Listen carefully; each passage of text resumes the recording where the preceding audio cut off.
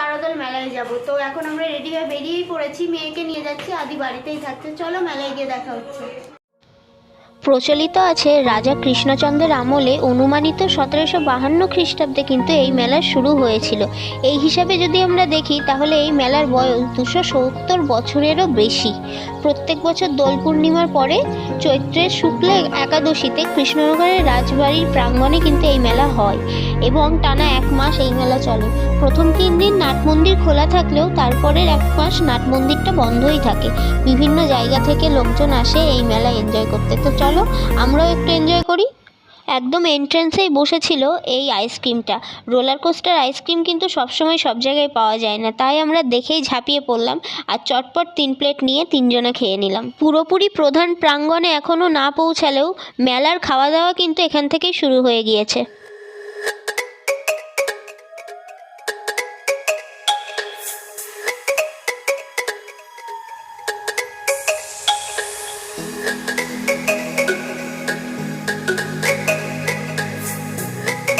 মেলায় প্রবেশ করেই বাঁদিকে ছিল ব্রেক ডান্স। আমি এই রাইডটা কিন্তু খুবই ভালোবাসি। আদির বাবা তাই বললো প্রথমেই এটা চড়ে নাও, খাওয়া দাওয়ার পরে যদি ওঠো তাহলে আবার শরীর খারাপ হতে পারে। আমিও দেরি না করে নিজের জন্য একটা টিকিট কেটে ঝটপট উঠে পড়লাম। আমি উপরে এসে বসতেই আমার ব্যাগের বেল্টটা গেল ছিঁড়ে, হঠাৎ করেই। কপাল খারাপ থাকলে যা হয় আর কি। আমি একা একা রাইড নিচ্ছি মানে এই নয় যে আদির বাবা ভয় পায়, ও কিন্তু এইসব খুবই ভালোবাসে, কিন্তু মেয়েকে নিয়ে দাঁড়িয়ে আছে তাই আমাকে একাই উঠতে হলো।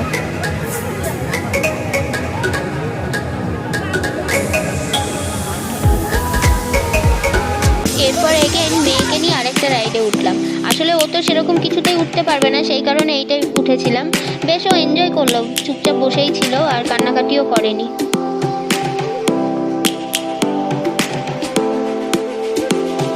এরপরে চলে এসেছিলাম খাওয়া দাওয়ার পর্ব মেটাতে।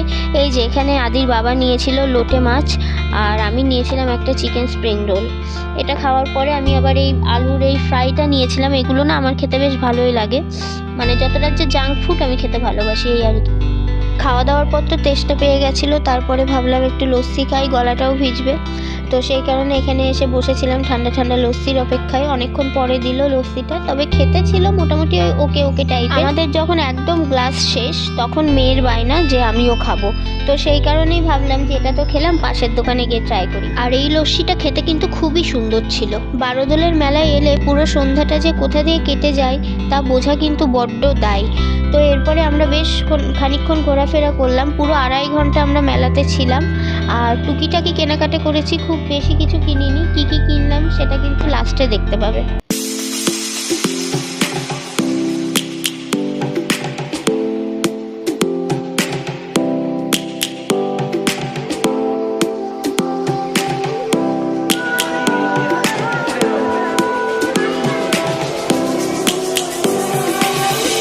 Lions roaring in the morning sun.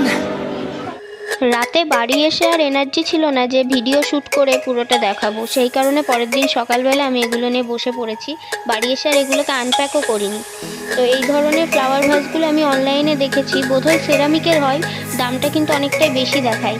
এখানে মাত্র 80 টাকা নিয়েছে। আমার কিন্তু পার্সোনালি এটা খুব পছন্দ হয়েছে।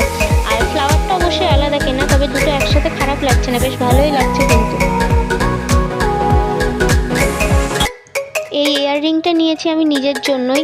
এর দাম মাত্র 40 টাকা, ভীষণ রিজনেবল প্রাইস। পুরোটা কিন্তু সুতো দেওয়া, আমার খুব ভালো লাগলো। যখন তখন যে কোনো কুর্তি বা যে কোনো ক্যাজুয়াল আউটফিটের সাথে এটা বেশ ভালো লাগবে। এই পপিটটা নিয়েছি আমি মুনিয়ার জন্য। মুনিয়া পপিট নিয়ে খেলতে খুব ভালোবাসে। আর তারপরে বাচ্চাদের জন্য নিয়েছি এই 3টে পেন। এই পেনগুলো বেশ দেখতেও কিউট, আর এই যে এরকম করে যদি বাজানো হয় তাহলে বেশ খেলা যায় আর কি এটা নিয়ে।